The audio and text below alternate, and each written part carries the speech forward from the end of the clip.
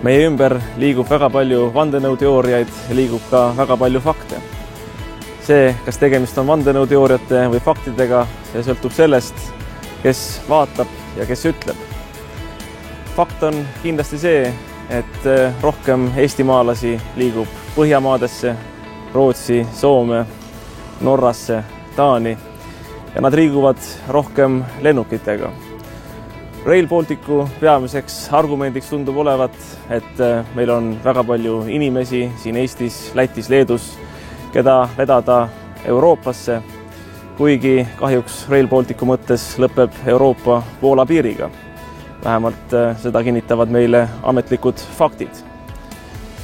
Kindlasti on üks fakt ka see, et Tartu trassil on ehitamine odavam, millegipärast on aga plaanitud just nimelt Rail Baltic läbima Pärnut. Fakt on kindlasti ka see, et ametlike andmete järgi, mis tulenevad Majandusministeeriumi avaldatud kalkulatsioonidest, peaks Eestist tulema läbi Rail Balticu kaubamaht 16 miljonit tonni aastas. Seda mingisugust anonüümset kaupa. Millist kaupa, seda ei ole täpsustatud ja ega ükski tervemõistuslik inimene ei oska eeldada, et Eestist liiguks Euroopasse kaupa Poola piirini 15 täis rongi ešeloni ööpäevas.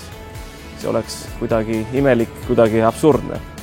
Aga mine tea, selleks, et oma meelt avaldada ja et üheskoos vaagida seda, kas tegemist on vandenõuteooriate või faktidega, tule meeleavaldusele 22. aprillil Tallinnas Vabaduse väljakul kell 12.